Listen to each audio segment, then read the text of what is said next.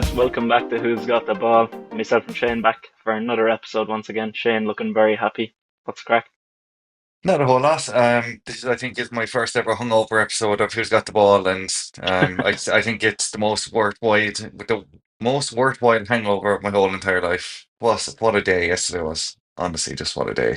You'll see on our posts some of Shane's messages about Liverpool Oh, winning, poor Mo Salah. and Poor Mo Salah. I'm sure he'll read that for sure. Yeah, I'm sure he will. Yeah. But that's going to be our main topic today, or not our main topic, but our first topic, and our soccer topic is going to be talking about Liverpool winning the league. But before we get into that, is there anything else over the weekend? I think there was a bit of hurling on, bit of rugby. There was a bit of everything, to be honest. But Yeah. I think that stood out First too. first time since 2015 that all four provinces lost on the same weekend. Wow, I didn't know Yeah. That was a bit mad. Leinster trying to screw Munster over and losing on purpose to the Scarlets with the looks of it. that. Just benching And players for next week's yeah, big one. just exactly. Other than that, no, not really. Like the hurling was good, but the It was tip a and Cork mixed game bag. was yeah, tip and Cork game was ruined in the first minute Yeah, it's just with the ridiculous. red Like card. Like, oh, it's just so silly. Like, you they can't should can't just do that at this level. you can't do it, but the ref should also defuse that situation instead of ruining the game. I think, like, just chat to the lads, because they're all at it, and I can't really see how. I know what he did was wrong, but I can't see how the ref can make a definitive decision, or the Yeah, assistant, or anyone 100%. from that distance. But the ball wasn't even thrown in yet either, so it's technically Yeah, not even part of play. So I yes, don't just silly. understand how it can be a red card when there was nothing going on. Like, but yeah, it just Yeah, ruined the game anyway. So well, Carlo absolutely battered Kerry in the Ireland, the so day. happy. Yeah, 2 wins now from Joe McDonough. Moving on to Kildare at home next week. So, or yeah, it'll be next week. So it'll be like after this comes out, it'll be like 8 days away The for the weekend game. after. So Oh, okay, yeah, okay. if you're wondering why I'm in like a nice pink room here, it's because I'm at home in my sister's room. If you're watching on YouTube, she has one of those makeup mirrors with the lights on it. So look at this quality lighting that I'm after copping right here. But before we get into any makeup tutorials, I'll let you start away there with Liverpool. Um, Lead in what you unload, whatever you have to say. I'll let you go for as long as you want. Just I don't even know where to start with them because I was trying to think. I didn't really write too much notes. I was just saying today because I wanted to kind of just go off the heart, to be honest. But what a season they've had, all of them. The midfield yesterday was just the epitome of what they've been all season, just busy, workmen like goals, assists, Salah back on the score sheet, Cody Gakpo scoring again. I just thought yesterday was the best they played in months, and it was the one when they really needed it because imagine not beating Spurs at home and having to Yeah, drag on to an away game like. But I just think over the whole season, like they have as many points now as they had at the end of last season, 82. Arsenal now can't get to 70. Sorry, Arsenal now can't get to 80 points. yeah, Liverpool will hopefully finish it above 90. And I just think they've been incredible. I think they're worthy winners. I think February kind of ruined them a bit because they had six Premier League games in February and a couple of cup games, and it feels like the tiredness just caught up to them in February, and they ended up out of all the cups. But winning the Premier League at any stage, if it's on its own, if it's with a treble, it doesn't really matter. You're still the champions of England, like, and they are so worthy of being champions this year. yeah. They were by far the best team in the league, and I think I was impressed with them on like 97% of games. There was a Mm. few hiccups there, like the cup final and the PSG first leg. That I think those are the only two games I've seen you get outplayed like at all. Like there's other games where you might have only won 1-0 or it was a close game, but you outplayed the other team. Mm. Yeah, So like there's another one like even the Fulham game they lost 3-2. They felt in control for most of it, bar 14 minutes where yeah, every single defender made a mistake. It was actually really impressive that all four of them made a mistake and led to three goals. But other than that, as you said, like they just haven't really been outplayed all season, bar yeah. those two games. I know they were two big ones as well, but in the league, like no one really has looked like they were better than them. I don't Like the think two, so. Not even no, one. like the two games they've lost. Like the first one at home was a smashing grab from Forest, and they did it with serious goal, and it was really good tactics from Nuno that day to not start Salanga and Hudson-Odoi and bring him on fresh to just run at Liverpool and batter him then. And even the That's what they Fulham game, wanted as to I do was, against City at the weekend, and it yeah, and didn't didn't work work this at time. all. And then the Fulham game was just 14 minutes of madness, and they just couldn't claw back. Other than that, they've just been pretty much impeccable throughout the whole season. Like I just think they're just they're just incredible. Like when you look at it, they made no signings in the summer. Barfelli doesn't like. It's the same team that was there last year, and he's just kind of like redefined their roles, made them play slower, so not running out of speed at the end of games. And then yesterday was just, I just thought they were unreal start to finish yesterday. I know they went 1-0 down, but even Yeah, that was the only time that Spurs did anything in the whole game. yeah, they Like were there was, much you still more. weren't worried. Like there was no worry at any point yesterday. No, they were much more balanced across the season than they have been in previous years. Even the year you won it under Klopp, I thought that was obviously an unbelievable season, unbelievable performances. But like the team is just so much more relaxed this time around. It seemed like it didn't seem in doubt. There's times where you could doubt it other seasons when you're playing well because you're like it's a bit erratic at times and Klopp might lose the head on this. There's no fear of that with Slot. Yeah, Like he's just chilling on the sideline. yeah, he's Seems so like all calm. the players are so relaxed. Like Yeah, so, I think yeah, it's a good dynamic there. It'd be interesting now. Salah just needs two more goals or assists to yeah, break the overall record, but that was obviously from the 42 game season. So yeah. he currently has 46 goals and assists this season. If he gets 48, that'll be a new record for any Premier League season, Which even back is when there was 42 games. just it's so stupid what he's doing this season. Like, and they were saying yesterday was he was 50 days without a goal, and he still has 28 goals and 18 assists across the season. And maybe it's 50 days without an open play goal. I think it was a couple of penalties, but Right, right. like he's slowed down in the last couple of weeks. Obviously, Ramadan kind of it affects a lot of the Muslim players, to be fair, and then kind of coming back from that after. But to still have 28 goals in 34 games and 18 assists on top of it is just ridiculous. And I really want him to break that assist record. I want him to stop scoring goals now and just get 3 assists in the next 4 games and just break that Henry record as well. Because if he breaks that record and the goal involvement record in the same season, then it's just remarkable what he's doing. Be one of the best individual Seasons. Yeah, Premier League performances ever a season. But I suppose you have him and Van Dijk tied down as we talked about a couple of weeks ago. yeah. What do you think now for the summer? Who needs to be sold, and what would you like to see come in? I kind of just did a 5 out, sorry, 5 in, 5 out kind of thing. So it's not even that who I want sold, but who I think will go. So I think Kelleher is going to go this summer. He's been kind of angling all season long for a move. Every international break, he says he wants to play first team football. So Yeah, I think he'll go. I think Shimikas will go finally because I think they're going to sign a left back. We'll get to that in a couple of minutes. But I don't hate him. I just strongly dislike him because he has no brain and he always looks tired. he's So. probably the worst player that gets minutes for you. Yeah, 100%. He's definitely up there. I think if they can find a seller for a buyer for Joe Gomez, I think he'll finally go this summer. Hmm. Not because I really like him. I think he's brilliant, but he's another man who wants first team football. He's Yeah, 27 or 28 now, I think. So he probably yeah, wants to he go and needs play it at this somewhere. rate. Yeah, girls like he's not getting back to the England squad anyway, probably. But if he went to a Newcastle or a Palace or someone where he was playing week in, Yeah, week out, if he replaced Gay at Palace this summer, I think it'd be a great move. But his yeah. fitness issues are just a killer for him, and they always Mm. have been. Maybe Eddie Howe will sort that out. Maybe. He's And pretty good then with those things. yeah, the big one I want gone is Diogo Jota. Okay, Just he doesn't have the can't legs stay on the anymore. pitch. He's yeah, can't another man who can't stay fit. Even when he's on the pitch now, he just looks leggy. His finishing seems to have kind of deserted him as well. I know he scored a good goal against Everton a couple of weeks back, but like he misses chances now left, right, and centre. He had a header last week, whoever we were playing. That was like put the cross in and he just put it miles wide, a free header in the middle of the box and things like It's that. Leicester. Yeah, Leicester, yeah. And then Darwin Núñez is obviously gone. He's pretty much said it himself Yeah, at this stage that he's gone. Ideally for me, I want 5 in. So if Trent goes, I want five. We'll talk about him in a second. If he goes, I want Frimpong to replace him at right back. no, that'd be a fun move. Kirkes and Huijsen, both from Bournemouth. I want the two of them. I think they're absolute quality. And then the two really unrealistic ones because we're not spending this kind of money. But if we could bring in Florian Wirtz to kind of back up to Sabazai or to play ahead of Sabazai, like apparently he wants out this summer and there's teams looking at him. So why not have Liverpool in the conversation? And then Jonathan Davis or because he's on a free over probably like we're not getting Alex Isak. I need to be honest with myself there. Where he's not leaving Newcastle to get Champions League.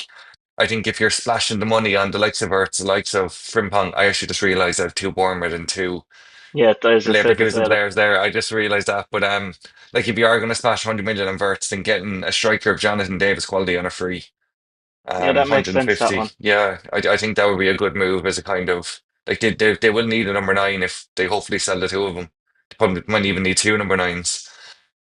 And then obviously the keeper's coming down already from Valencia, Mamardashvili, so no need to worry about that. It's just Yeah, I think it's a massive summer this summer because it's one of those where they have to build from a position of strength this year. Because I know they just won the league, but it's one of those where there's so many positions that look like it's so glaringly obvious that the positions needs refreshing. yeah, Even though they won the league, they're going to win the league by probably more than 10 points, but it's mad. You can still look and say, okay, well, you can get better than him. You can definitely get better than him. You can get better than him. And if they can get that right this summer, they could go on a run of winning three leagues and six, three leagues and five. Who knows? Like if they, but they need to get it depends if right. they, if depends what they do. Yeah, if they mess this Yeah, up, or if they refuse to spend much money, then because they've given big contracts out or whatever, then yeah, they could shoot themselves in the foot here. yeah. Which I really So it is a hope big one. they don't do because this is a massive opportunity. Like City have a massive rebuild to do. Arsenal will obviously be back strong next year. I really do believe that if they can keep their players fit next year, they'll be in a better position. Yeah, I do think though that City will have already brought in some players and they'll just throw out more money again, Yeah, like, and they'll have 100%. no issue. Um, I think Trent stays. Okay, I still think he stays. Fabrizio Romano, who I have often referred to as a spoofer, he has taken down his pinned tweet that he's had of Trent for the last 3 or 4 months about him going to Madrid.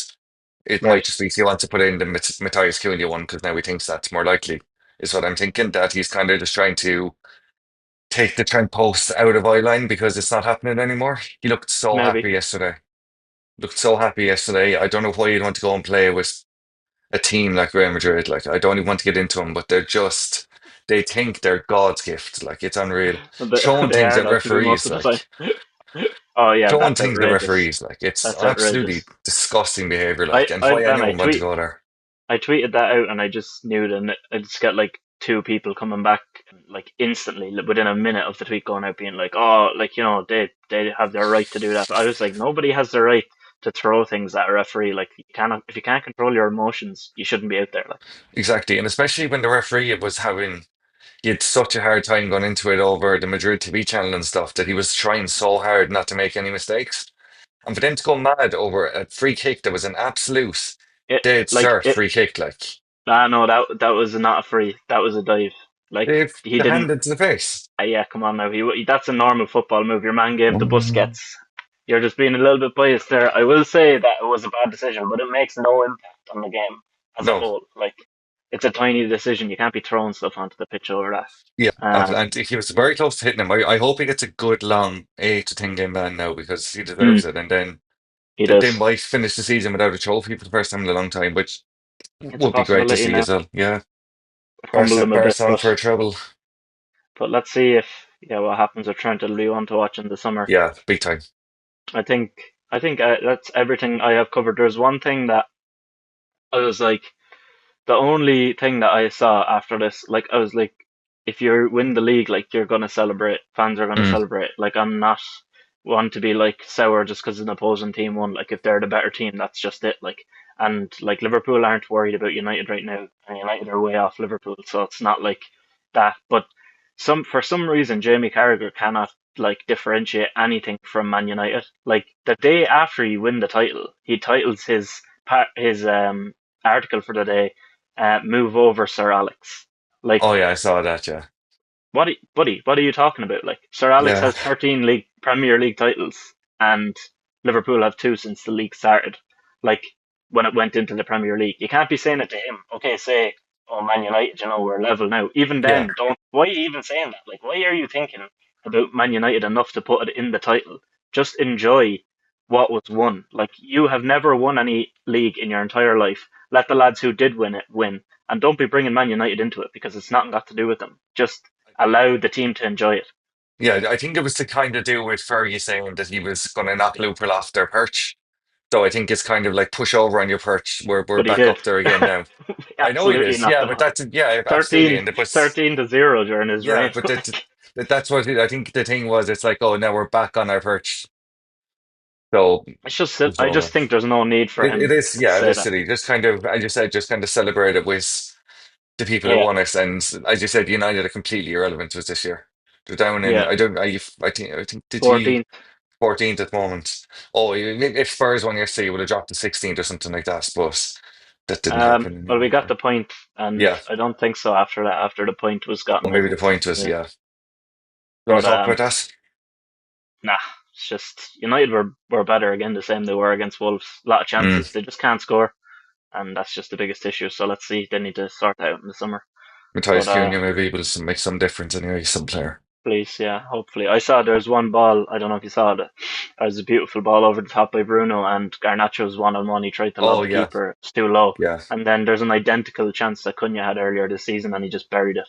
So yeah. you're like, you know, if we have someone like him, There's the it might make a levels. difference. But Yeah, yeah, big let's time. see. But anyway, yeah, it was a good day for you all around, and Yeah. you've got your title. So anything else on that before we move on? Not about Liverpool, but just in while we're on the football now, I might as well do it now. But just off the top of your head, I want you to give me your player of the season, your manager of the season, your underrated player of the year, your biggest disappointment of the year, and yeah, we'll just go with those four. Okay, so first one is Player of the Year. Yeah. That has to be Salah, like we just talked about. I don't need to give any kind of Yeah. reason we went into it too much, but yeah, it's obviously Salah. Manager of the year, it's really tough to be honest, but I'm gonna give it to. This is on the spot now. There's a couple in Mm. my mind. I think I'm gonna give it to. I don't know. I don't know. I don't know. I'm gonna go with Forest manager. What's his name Nuno. again? God, it's gone Nuno. blank. Nuno. Yeah. Nuno Espirito Santo. Gonna go with Mm. him. Has to be. Just from where they were last year to now, I think that big of a jump is like it's like you have to acknowledge that. And they did so well in the cup as well. I know they got knocked out, and I know it's not in the league, so it's not associated. But I think yeah, he has to get it. What was it? Most underrated. Most underrated and then biggest disappointment. So just most underrated. I think I'm gonna go with Jacob Murphy.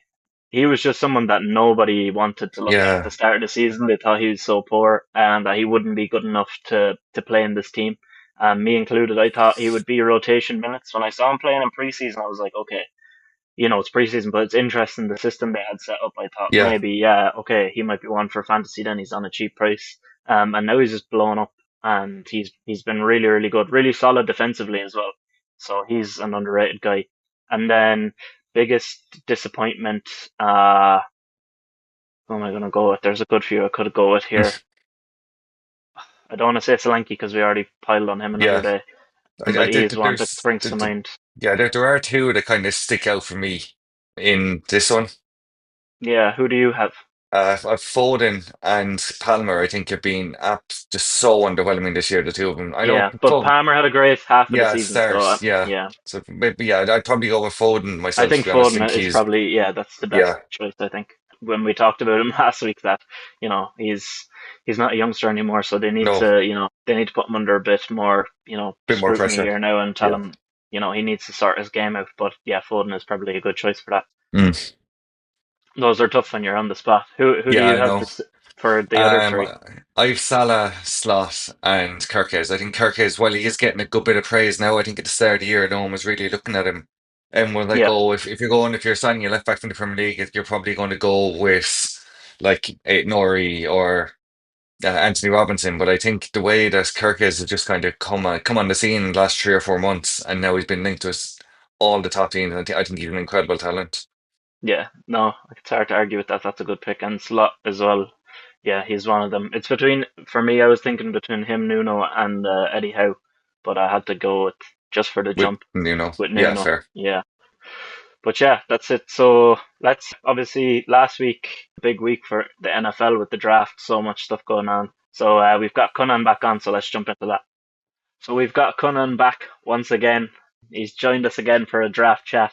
He has so much takes to get off his chest right now. How are we, Cunan? I'm good, thank you very much. How are you? Thank you very much for having me back, by the way. No, Always delighted to welcome. have you. Yeah, Always a pleasure. always a pleasure. We've got so we're gonna hit two main topics from the draft. Obviously, we've got a lot of draft stuff to chat about over the next few weeks, but we're gonna hit the Shedeur Sanders debacle, and then we're gonna hit Travis Hunter, the big trade at the start of the night, the trade to get Hunter, and then we're gonna wrap up with who had the best draft, which team we each think. So we'll start with Shedeur. What was your takeaway from that at the very start, Connor? You know, crazy. That's the first word I could think of. To crazy. Like after the first round, I just didn't understand like what was going on, and then you see all these clips coming out of, oh, he had the horrid like team interview with X, Y, and Z, and I was thinking, surely it can't be that bad, Yeah, and then the second round went, and I was like, oh my god, it might have actually been that bad, um, especially because like I was expecting the Steelers to pick him at Yeah, 21, and then they didn't, and then the Giants obviously came back into the first round. I was like, oh my god, is this it? And then we took Tyler Shuck, and I was like, right, that is like that's a real sign. yeah. so out of left field. And then Jalen Milrow went to the Seahawks, and I I was like, oh, know, I can't believe it. this is like a personal attack on him now.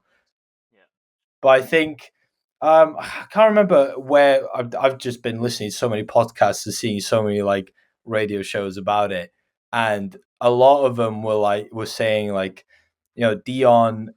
Dion had this like don't care attitude when he went into his draft, yeah, and then some people think like maybe that's kind of trickled down to Shador, and he's yeah, gone into these interviews or gone into the draft being like, listen, you guys will be lucky to have me in a Yeah, sense. Um, possibly. Yeah, because I know that Dion said that, or someone asked him like, oh, if a team asks to draft him or a team wants to draft him and you don't like the situation, would you like straight up refuse? And he agreed. He was like, yeah, they're gonna have to. I have to pass on everything before he goes to the team. I was like, yeah, why would you take that baggage? Not only are you taking a kid who might be a little bit too arrogant, but you're also taking Deion Sanders on your back as well. mm, yeah. It's So funny yeah, because there was a tweet from Dion, like in 2018, I think he said about if the Browns came in to draft him as a quarterback, he would reject him. But yeah, it's in a case where when you're in the fifth round and nobody wants you, you're literally begging for somebody to take you. Like the Browns already picked a quarterback, yeah. and that's what I you're mean. like it doesn't. Yeah, I don't know if you're gonna say like, okay, at that stage you went best player available. Well, Hmm. if that's his level of like his fifth round talent level, then why is he having a party today holding like Louis Vuitton bags full of money with Yeah, I like saw Dak that. Yeah, Prescott, CD Lamb, Kodak Black, all there? Like, bro, you went in the fifth round. And No. can I just say what he's not I've seen some of his play. He's not a fifth round level, like he's probably second or third round. He's a backup, but he's not going to get any better because like his dad has literally been calling everything for him the way he wants it his whole life. So how like he's at his peak pretty much right now because teams in the NFL aren't going to dial it up like that for him, Yeah. and he will regress from the start. I think. What do you think, I, Shane? well, I think the big one for me was definitely his father. Like I that literally written in capital letters. Like the reason he dropped so far, I think, is because of the way his father has been going on and acting over the last couple of months since he decided he was going to the draft. Deion Sanders has just been a pain in everyone's neck, just Hmm. non-stop for the last couple of months, and I think that is kind of. I think that's come back to bite him big time. I knew if he was going to be picked when it got to that stage, like it's going to be the Browns. They're the only team that literally have no idea what they're ever doing. I knew they just picked the quarterbacks. Like they'll still pick him up. Like they'll just bring him in and they'll just leave him sit there if they have to. But I think if his talent level is what he thinks it is, then they might have gotten the biggest steal of all time at the same time, picking him up in the fifth round. But Like he's so, delusional. Like, I know, but like if he's as good as he thinks he is, then the Browns have gotten the biggest steal oh yeah, in draft history. Like, but. I just don't see it. I just like there's a reason that people just kept passing over him. And if he was that good, people would just be like, oh, he is this good. Let's just deal with the father, deal with this, deal with his attitude. But he's clearly yeah, not as good. Like he probably thought he was coming in to be a starter for someone. and Yeah. he's now third or fourth choice for the Browns at best, probably. He could easily get cut after minicamp, Yeah, like Yeah, exactly. because Yeah. they can't take that many QBs in. no, So it depends between those two rookies who impresses the most. And Mm. he might be out the door. Like I know he at this rate he might have been better off going back to college. But sure, look, he can't even play for the Buffaloes because they retired his number. Yeah, oh, exactly. You know, absolutely ridiculous. Like, and I don't think anyone has ever had their number retired there for going like marginally a winning record over your years there. I know. yeah, It's just it's You know just nuts. what? The whole thing is bad. Like, it's just an ego death for him, to be honest. yeah. Like that's another thing that probably fed into his. Oh, look how good I am. My jersey was retired at my college. It's like you did nothing. You know, the salt in the wound as well was that prank call they had. Oh, that was rough. That was foul. That was just so foul. I felt bad on that. That was bad. Even with, you know, he might be, you know, this arrogant player, and, you know, all this baggage got on him. That's not fair on anyone. The No. guy, I've seen from the other end where he's like, oh yeah, this is Mickey Loomis with the Saints. We're going to be picking you here. Yeah, I guess you'll have to wait a little bit longer. It's like, what? And then have you Oh, seen there was the Falcons yeah, DC Jeff run? Ulbricht's Yeah, daughter or son. Sorry. Yeah, that's that's so so bad. So he bad. got it off a team iPad, the number. Could cost his dad his job Yeah, over he might do some data prank call. integrity, like, yeah, Wow. Bad, man. That's it's Yeah. awful. crazy. Yeah, that was bad. I did feel bad for him on that, to be honest. And I've seen that. I think it was Will Howard also was got like multiple prank calls throughout the draft or something as well. Really? Yeah, I think there was a couple of things that a few guys had gotten, but obviously that's not as mainstream, so nobody cares about that. But Oh, God. yeah, um, even I'm just thinking, I don't know what's going to happen. It's just this is going to be a mad season because everyone's going to be Uh, watching. Like the Browns, they just had Deshaun Watson, and you're just like, well done, guys. You know, you've sorted yourselves out. You've done a good thing. You've traded back. You're going to pick your quarterback next year. Okay, you got a developmental guy this year late on. Oh no, fifth round. The owner is sitting there, literally next to the two coaches, and they look like they just they just look like I don't know what, that someone just killed their dogs in front of them, Yeah. and they're just like, and you're Yeah. like, man, it's so obvious that the owner stepped in and was just like, Yeah. you have to pick this guy now. It's surely one of those things. It's like, oh, like he will sell those jerseys in the first year. It's probably what the owner was thinking. Like, yeah. there's no one we really need at this stage in the fifth round. It's the Browns. They always need someone. But he's like, just pick him. He has talent. He has a mouth. He can talk. Yeah, and he's like, Just to get eyes on the team. yeah, That's all he exactly, cares and about. Like, yeah, 100%. He's like, this fella will sell jerseys for us. We'll bring him in and see what he does for a year. I'd like imagine yeah. how that other rookie is feeling as well. Like I can't remember his Oh, name Yeah, off the top of man, my yeah, head. oh Gabriel. my god. Exactly. Like, He's thinking like, oh my God, someone like I did, hand on heart, okay, I did not expect Dylan Gabriel to get picked above half of the players that were picked. no, So seeing him, and I was like, oh my God, you know, maybe I haven't watched enough Oregon film or whatever. yeah, No, like you said, Shane, I can't even imagine the 2 days that he's had or the difference in emotions he's yeah, Yeah. gone. 100%. Oh my Like God, it's I have the potential to actually back up or start whatever. And Yeah. then, oh, well, they just drafted Shedeur. And now he's like, on top of everything, I have to deal with this guy. yeah, And everyone's going to be putting me in this conversation with him. Like, it's rough. I But can't deal with this guy. it's just painful. Like, My God. but like he's going to be showing up on his first day like a normal rookie, and Shador's going to be rocking up full gear, entourage, yeah, bags full of money. And you're like, buddy, please. I But know. anyway, that's enough about him. He doesn't deserve any yeah, more of our time. Let's yeah. move on to the Travis Hunter trade. What was the first thoughts when this happened, Shane? I wasn't surprised. I thought it was really aggressive, to be honest. I thought it was such an aggressive move to see what to do. And then I was looking at I don't think they gave up a whole lot to get it either. I know they gave up their first rounder for next year, but like whatever you gave up to get him was probably never going to be enough in the eyes of a lot of people anyway, because he was clearly the best player in the draft. He can play both sides of the ball, and Jacksonville really, really needed someone like him. So the fact that they had the balls to go and do it, like to actually go and trade up, I think was a really, really good. I think it was a great move for him. And what was it? It was a fourth round, a sixth round, and their first round for Next next year. year's first. Mm. Next year's Yeah, first, and the second rounder as well. yeah, like And this year's first. it's not bad. Like. and to get I in the honestly best think player. it's too much. I think they gave Do up you? too much. I was just about to say I'm completely up on the Yeah. opposite side of that. I Really? think the Browns fleeced them. Like the Browns set themselves up so well, and the Jags still didn't pick a DT. They were in the perfect position to pick a DT, which is the biggest thing they need on their Yeah. roster. And now they've just picked someone. And I actually have no faith that they're going to get this right, because this is about coaching now. Because he's going to play two sides of the ball.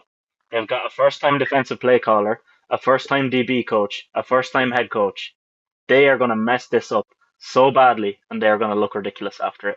Mark my words. That's what I'm Wow, going to say. wow, Interesting. wow. You know what? I maybe no, maybe not that deep into it. Maybe I'm Yeah. not that far against it, but I'm not as big on the Travis Hunter train as other people might be. I don't know. I don't. It's weird. I didn't like his attitude when he said, "I'm just not going to play football at all if I don't get to play both sides of the ball." Because Hmm. the NFL is so The much coach's choice. Mm, So yeah. it's so much more different to college.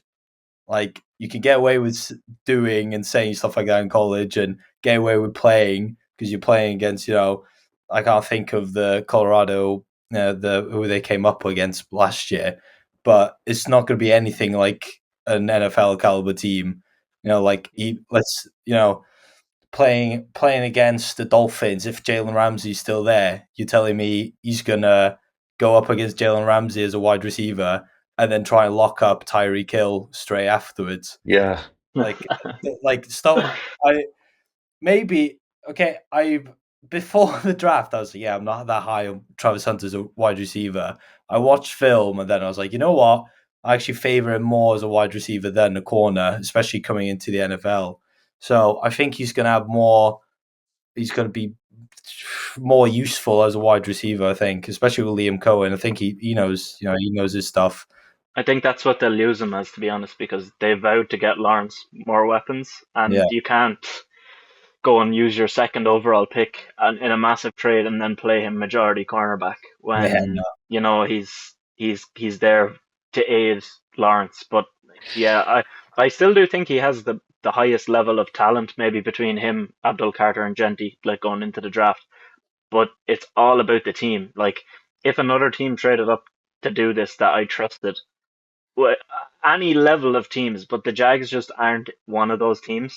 And it's the first time for so many guys, like your man Gladstone was literally mm. reading out an Oscar-winning speech after he got him. Like, can we just relax, please? Because you're just putting way too much pressure on this. You gave up so much. I would be playing it back. I would be like, yeah, we'll see, let's see how it goes. We're confident in this guy. The guy is like basically writing his whole life dedication to this move, and you're like, it's too early for that. Do you think he'd have still been there at 5 if they didn't trade up for him? No, uh, no, he wouldn't have. But I don't think they should have given up. Like the Browns would have picked him. I don't think they should have given up what they gave up. I think they should have just stuck in 5 and picked Mason Graham. It makes way more sense for what they need Mm. for now and in the future. I was dead set on. I thought Mason Graham was definitely going there. I seen like videos of him practicing in Jaguars facilities, and I was like, right, well, he's definitely going. Yeah, So when I saw that they traded up, I was like, I can't believe it. That was nuts. That was nuts. and time will tell as well, because if it is another bad season for them, the Browns will have an absolute haul next year because they're going to be awful this year, and then they have the Jags first rounder. Yeah. So it's a nice situation for the Browns. I think they did well here, despite us poking fun at them about what they did with Shedeur. I think they still did have a good draft, I and I think it's a very risky move for the Jags to do what they did. It really has to work, and it has to work quickly. And the biggest issue with that defense was DT, and they didn't fill that hole in the whole draft. So I'm really, a bit concerned about them having done that. So that's my thoughts on that. If we want to move on then, so we don't get too bogged down in that, we'll get on to who we thought had the best drafts. Then we'll go through one each. So we'll throw it to you first, Conan, since you're our guest. Who have you got? Damn.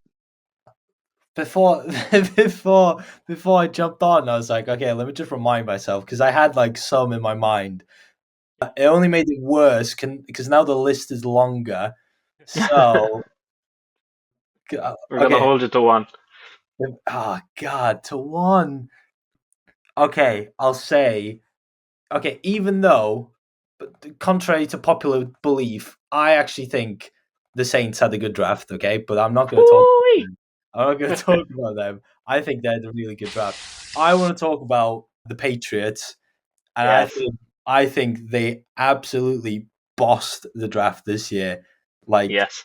crazy good. Not only because I keep seeing Will Campbell edits after that snippet he did of "I'm going to fight and die for this team." Yeah. Yeah, So crazy. That was so good. you, you got him a 4. You got Travion Henderson in the second round, one of That my was so good. favorite running backs out of the college. Unbelievable. You got Kyle Williams then, wide receiver. That was so good. Sorry to cut across you, but that pick No, was so good. it's How was he there? That's what I mean. Like, he was a crazy good player, crazy good, and they managed to pick him up in the third round. And then you got Jared Wilson from Georgia, the center, bolstering the offensive line even more. I'm trying to look for all this. You got Joshua Farmer as well. It's unbelievable. Uh, God, it was just such a really, really good draft. And I think it's a real, like, a real statement saying, like, listen, we're all in on Drake May. We're looking after him. We're getting him all the weapons we can. Stephon Diggs is there as well. I keep forgetting they have I Stephon actually Diggs. forgot that as well, that he was I after going know. there. Yeah. So, And and then even though Ramondre Stevenson had a down year, I think him and Henderson will have a I like that I backfield. know, It's pretty I nice. know, I know. Yeah. So out of the long list I have, I'll give it to the Patriots. They had a really good draft, I think. Nice one. Let's throw it to you, Shane. Who have you got? I'm gonna go with the Browns. No, I'm only joking. Yeah. Thought you were actually gonna do The No, same. absolutely not. Yeah. I've gone with the Cardinals. I think what the Cardinals did was really, really intelligent. They exclusively drafted defensive players because their offense it's pretty decent. Like I don't think they needed too much. They have Connor there for another year. Their wide receiver, they're really decent, but Kyler Murray just needed a lot more protection than he got last year. And they brought in a cornerback, an edge, a linebacker, another cornerback, a guard, and a safety. Like they pretty much just filled every single hole they had available in their defense. And even if they don't all start from the very beginning, they have really good options coming in. Like your man, Will Johnson out of Michigan, and who they got in the second rounds. Yeah, He, that is I, such a it's good a pick. Yeah, great pickup, and he's fast. Like, and then even in the fifth round, they got the Denzel Burke. He was another cornerback. He was also really decent out of Ohio State. I just I think they just did a really really good job in this draft. if Will Johnson stays healthy throughout the year, that Yeah. that could be one of the steals of the draft Mm. because I had him as like the best corner coming out of college because He probably was the best. bar his injuries stuff, he's just nuts. So Yeah, if he stays healthy, then that's a crazy pickup. I think his pick and also the Cowboys pick and Ravel. Those Yeah, were two really good cornerback picks as they both took a risk if you think about it injury wise. But I think, especially in the Cowboys sense, like if you're the owner and the GM, you're not going to fire yourself over picking a guy who's prone to injury. So Yeah. he's sorted. Yeah. A little bit more risky for the Cards, but I think still could work out brilliantly for them. Yeah, I like that one. I'm going to give out mine. So there's a mixture of bias and also Mm. I just uh, think they did I so well here. knew this is coming. I The knew this is Giants, coming. the Giants did so well. Like they last year, I thought the Giants did well, and their rookie class was really really good. And this time around, I just think they couldn't have done any better. Like they picked probably arguably the best talent, and they got him third overall, Abdul Carter, just to set that tone on a place we're already strong at. Trade it back up for Jackson Dart. My opinion isn't going to be fully formed on him yet, but look, if they wanted to take that chance, I don't think they gave up a whole lot. Two third rounders, and then we moved up to the first from the second. Like considering what the Falcons gave up a pick later, they gave up next Uh, year's first. They uh, completely made a mess of it. That's like an So entirely different conversation. The Falcons have really shot themselves there. That is just uh, fat. I No, couldn't sorry to believe interrupt. it. No, no, no, no. That was yeah. That was just outrageously bad. So considering that, I thought that was good. Look, let's see what happens with Dart. If Dayball is the quarterback whisperer that he's supposed to be, let's see what he does. He finally has his quarterback. Then from there, I just think it gets so good. Like getting Darius Alexander, I thought that was so smart. Going back to Toledo right after Quinion Mitchell came out of there is I think the first time the Giants picked from a school at that level in I don't know how long. I think they've only done it like twice in the last however many years. So I thought they did a really Jesus. smart thing there because Dexter Lawrence needed somebody beside him, and I think this is the perfect guy. I've liked everything I've seen. I've liked his interviews. Cam Scatabo, then that I don't know how he lasted till the fourth rounder. He's like a wrecking ball, exactly what you needed next to Tyrone Tracy. And then if that wasn't good enough, I thought Marcus and Bo. I thought he was going to go in the fourth. I thought we should have went with him in the fourth round, and he's still there in the fifth because of people not sure about his position. But he can play guard or tackle. We need both. Perfect. And then Dude, the all it. last the last two positions, like I don't know a whole lot about Fidon or Corey Black, but those are positions of need for us. So Mm. we went for the positions that we literally needed. And there was one thing I did see about Thomas Fidon, the tight end out in Nebraska, that when coming out of high school, he was the number one or two ranked prospect in the country above Brock Bowers, but he had two ACL injuries. Wow. So let's see if that talent then translates because we went with everything we needed. Yeah, I'm just over the moon. I couldn't have gone better for me. So yeah, Big fan. that's honestly that's my opinion, but it's also a little bit of bias there. But I actually do think I said before we started to Shane, I thought that you would go for either the Seahawks or the Patriots because Yeah. I thought The apart from them and the Giants, they were the best. the Seahawks up there as well. Like on this list, I had the Panthers, I had the Browns there, Seahawks, the Cardinals are there, the I like the Chiefs were Cowboys too. the see the Cowboys were another one. I think people are saying that they went too high on Booker, which I don't get, No, I but don't think so. but besides the point. Chiefs were another good one. Patriots, obviously. Titans they had a really good draft as well, and they They picked did. up Restrepo from Yeah, as a drafted free agent. I So like that. that is really good. Just Giants have on. just done that as well I with yeah. the Ole Miss wide receiver. His name's gone off the top of my head, but I like that pairing your rookie QB with someone they're familiar with for Mm. camp. Sorry, Shane, go ahead. Just the one to confuse me was why Kansas City and Philadelphia swap positions for a fifth rounder. I did like where Philadelphia just going to take I your think man out of spite, Philly. like No, I think Philly. They said I heard the consensus with that was that the one position they didn't need was linebacker, unless Jihad Campbell was somehow still there. And then I okay, think and he was they were trying to trade up before that, and they couldn't get up the board. Teams weren't taking it, and then the Chiefs were like, "Yeah, that's grand. Like we'll swap up with you." But because they're sorted there. But I had Jihad Campbell go on top 10 when we did our mock. He's yeah. so good. How does Howie always fall into this? Don't get me started. I that's who I know. Kellen Banks, good player, happy he's there. But I wanted them to pick Jihad Campbell to Yeah, learn off of Demario Davis because he's already a monster, and to be in that system. I know Brandon Staley would have loved him as well. yeah. But I can't be angry at Danny Stutzman. I like him. He was my top five linebackers coming out of college, so I like him as No, well. Don't yeah. know. I think I he don't know still did how. a good job there, but how they got him was No always the idea. same with the Eagles. They did well as well. But Yeah, and then I they saw always do. there's a safety out of Toledo as well, Max and Hook, and I saw a lot of good stuff from him, and I really wanted the Giants to pick him up. And then I just looked at the undrafted free agency, and of course the Eagles got him, and they already have Yeah. Quinion Mitchell there. So these two guys have played with each other. He was so good for them. I saw so much highlights of him. It's just really, really annoying to see how good they do.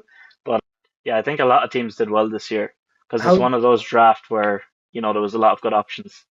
how do you think the Jets did, Shane? By the way.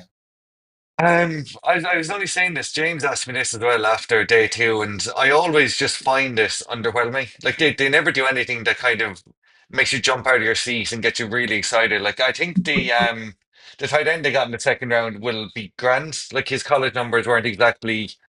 So it's like I wanted them to draft your man in the first round. What was his name again?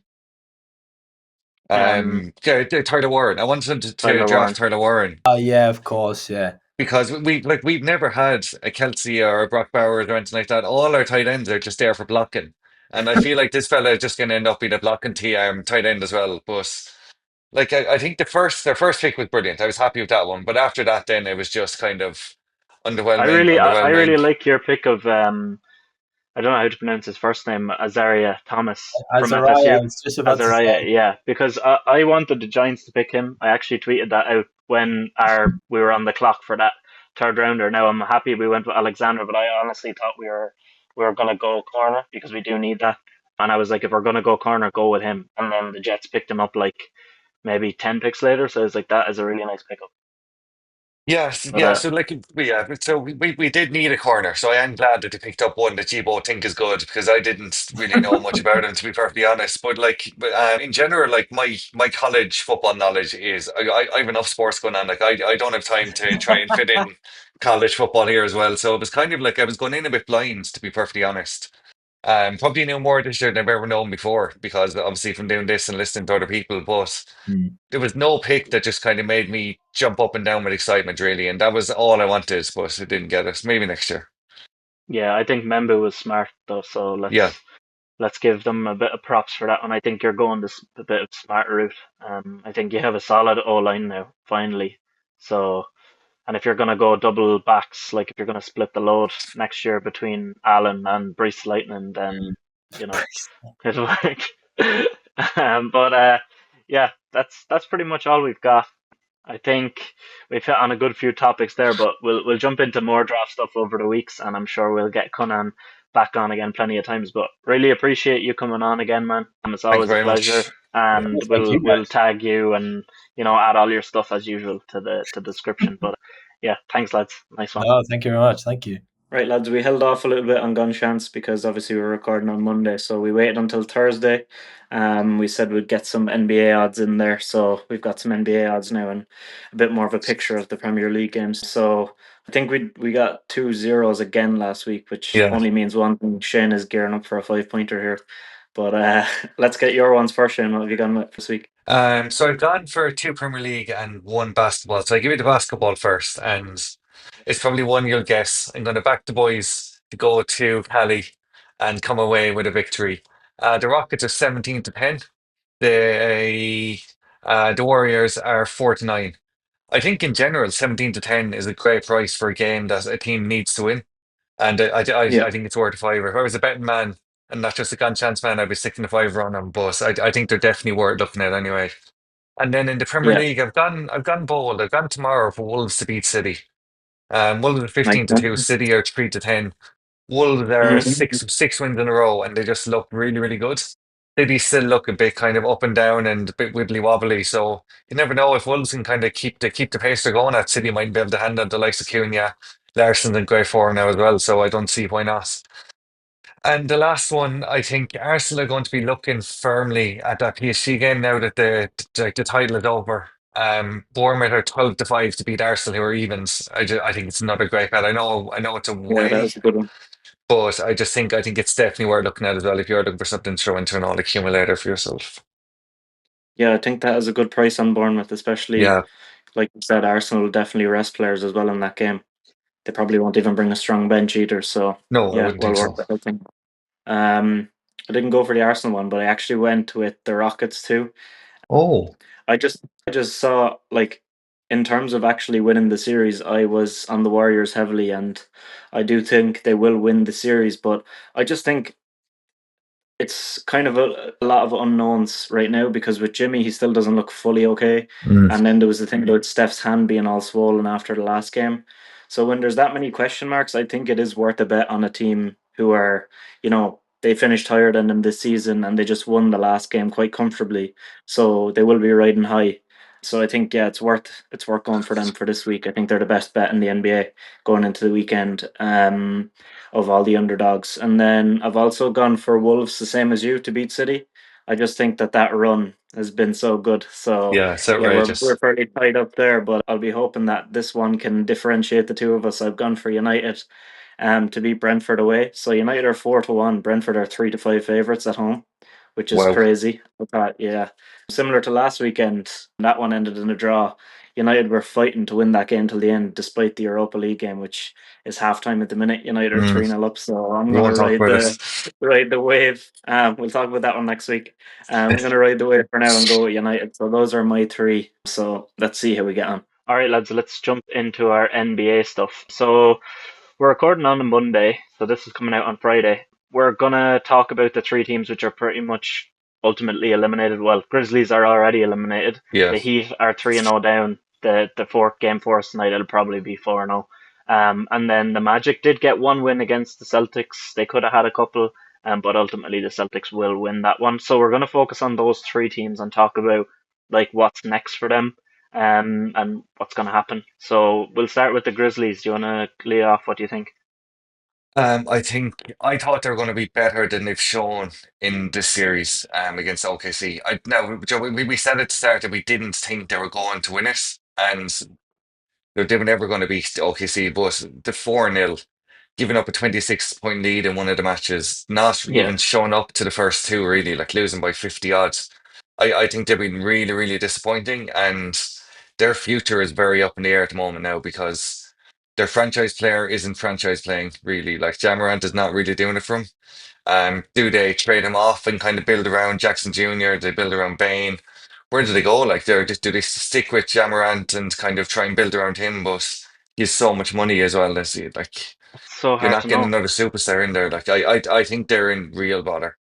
Like Yeah. they actually had a good record. Like they were 48 and 34 in the season, Yeah. and then to go in and play like they did, for pretty much every single quarter, bar the first half there in the last game where they Yeah. were the 26 points up. Like they just haven't shown up in the series at all, at all. I thought in game four they were quite good, but that's when the pressure is off, and I think Yeah, OKC were kind of winding down a bit. And honestly, I thought they played better that game. Like I know they had Ja the first game, and then they had the big lead and they threw it away. But then these are the games at home, and then the second game at home they played quite better. Like the crowd got behind them. But yeah, a real issue I saw was when they were like 2 points down in the fourth. Jackson Jr. was like trying to rally the team, and he was like pulled everybody together. He was like, "Right, let's go. We're gonna blow whatever he's calling out." And then he had his arm on Vince Williams Jr. and he just literally like pushed his hand off, and yeah. like walked away. Just And then you're like, that team spirit is in the absolute gutter if that's yeah, happening because he's your best player this season. And then Jackson Jr. was just like, all right, fine. Like, and then that's it. So yeah, that's like, this is a moment, like, some of those guys obviously then are obviously checked out and they're like, nah, this is over. They didn't even want to put in that effort for the last yeah, game because they could have actually won that game. They were so close. And in my opinion, I just think Jackson Jr. is the guy to build around. I think they need to get what they can for Ja this year yeah. because Just get him gone. yeah, if there's another season of injuries or controversy and he misses a load of games again, then his value is going to keep going down. So he just can't stay on the court. I Mm, think give your man Thomas Iaslo a year with Jackson Jr. as the main guy, build in around him, keep Bain, keep some of these other guys, and try and get what you can for Ja and build for the following year after this. If it doesn't work with him, get in a new coach, see what happens. But you can't, as you said, you can't have your main guy only playing 50 regular season games and then injured again in the playoffs. It's just, yeah, it's just like not feasible. he's yeah, like he's the kind of like so when you're a team like the Grizzlies and your superstar, obviously Ja Morant is their superstar, and he can't stay in the court. Like you're pretty screwed then, really, because like all your money is really on him. You're kind of you have Jaren Jackson Jr. who is unreal as well, but it's kind of like everything is built for Ja Morant to be on the court, and they can't keep him there.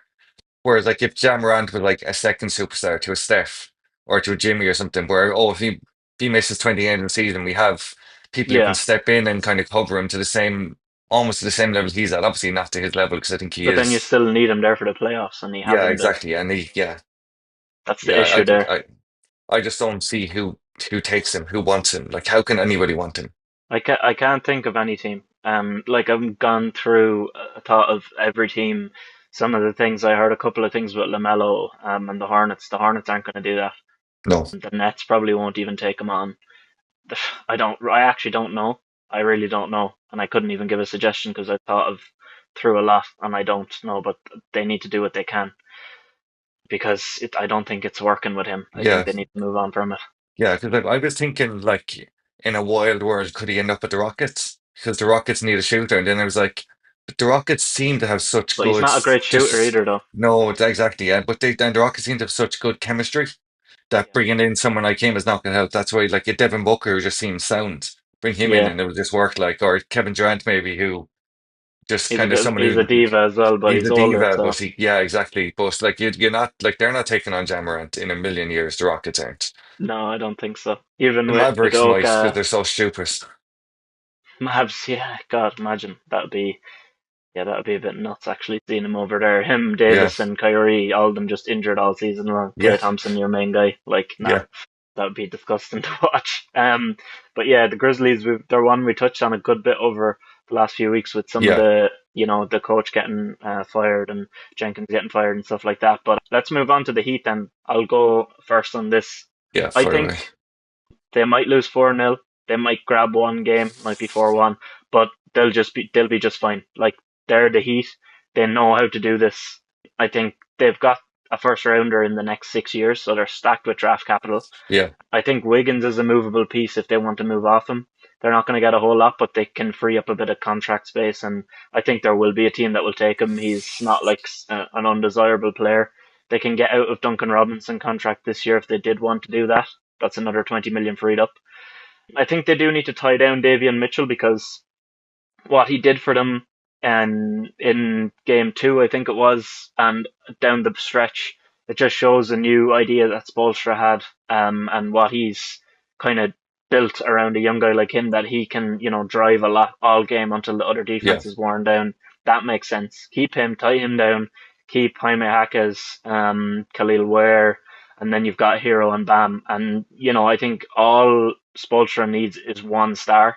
If you can get him one star on top of that or one like solid like top 15 player in the league with all that, then there's no reason why they couldn't contend for a championship because they're just a Heat like. yeah. So I think the biggest issue for the Heat this year was that they really weren't playoff ready. So they got in via the play-in. Like their record was 37-45. Like that's not a record that you're going to be confident, like say, fully confident going into a playoff series against the second best team in the whole league. Like they were never going to be able to lay a glove on them. I'm the same with you. I think they're building something good over there.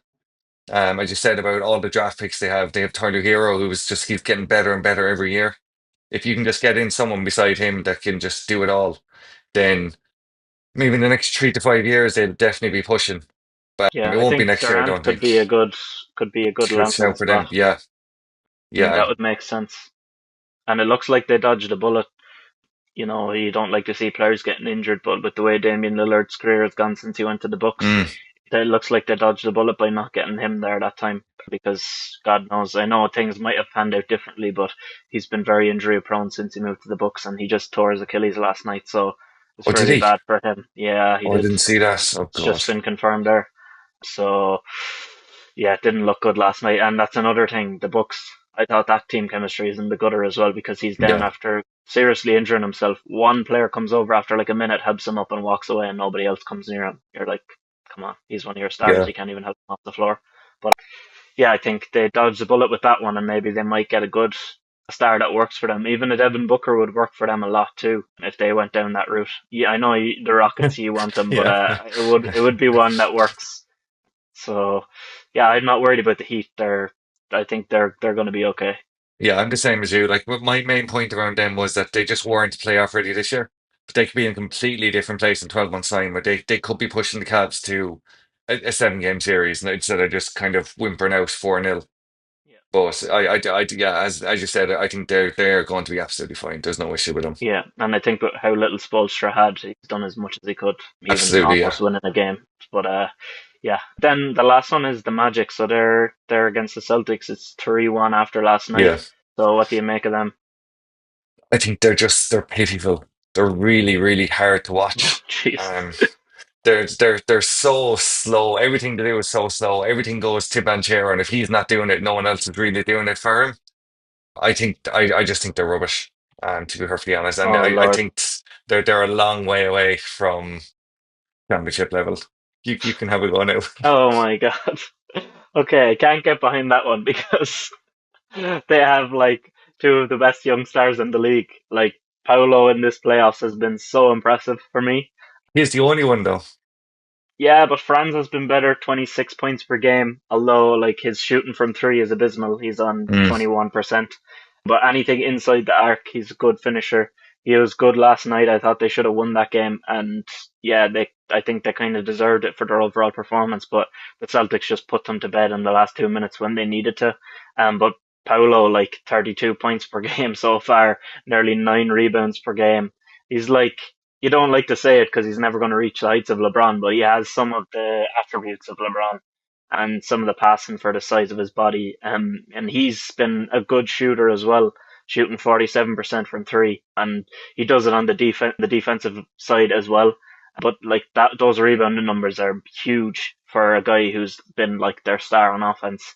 I do think that they are pieces away, but I think this series has kind of made me feel a little bit better about them because, as you said, they are really hard over to watch. reliant. But that's the way they play. They play slowly. Like in the league, they play slowly during the regular season.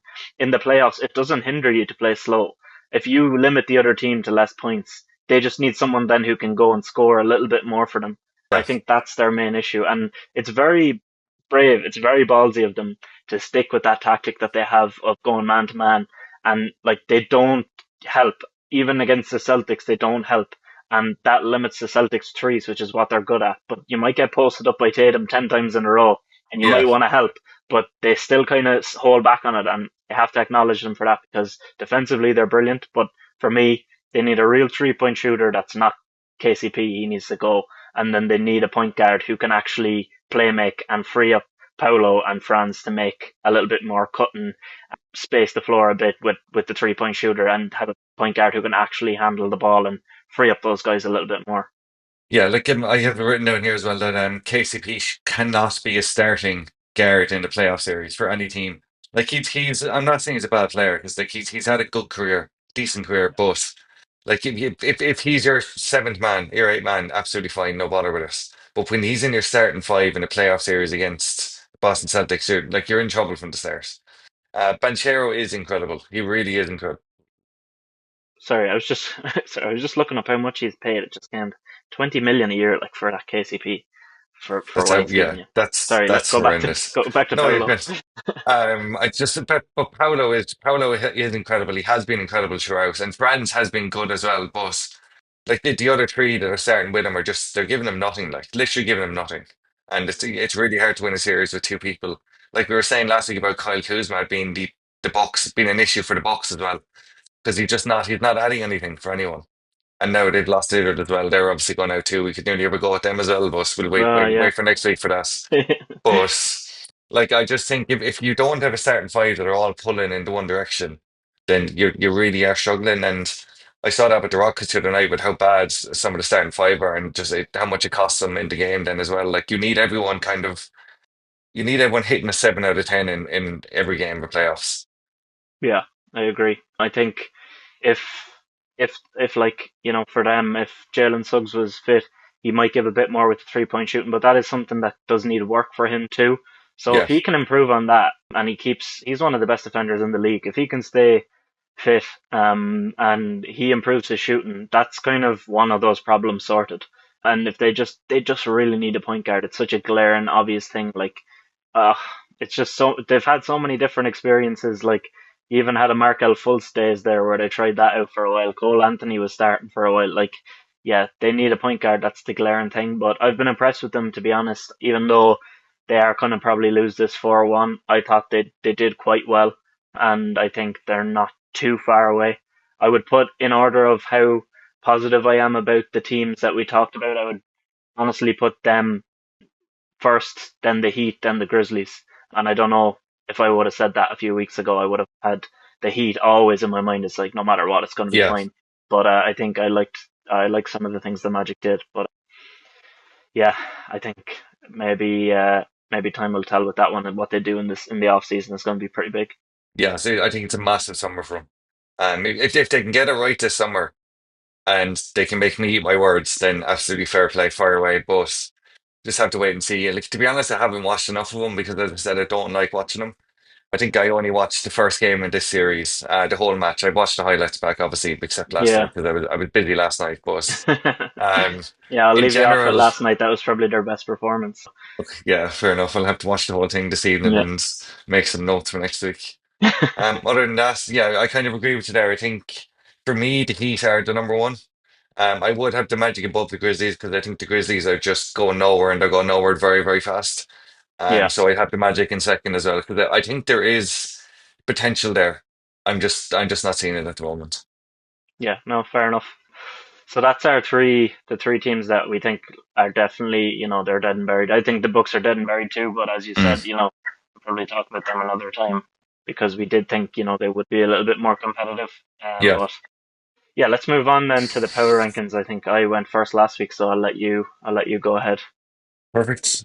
So last week I had the Thunder at one, Liverpool at two, Celtics were three, Wolves four, Rockets five, and Villa were in sixth. You'll be shocked to know that there's been a change at the top of the rankings, and Liverpool have snuffed their way in there. I don't know what they did to deserve it, but Somehow, they're back on top. There's very little to add to what we said already when we talked about them at the top, so I'm just not really going yeah, to kind of add anything. They're just the best team in sport at the moment, really. Bar the Thunder, who are in second for me, and they've absolutely just walked their way through that series. Like it was just so easy for them start to finish.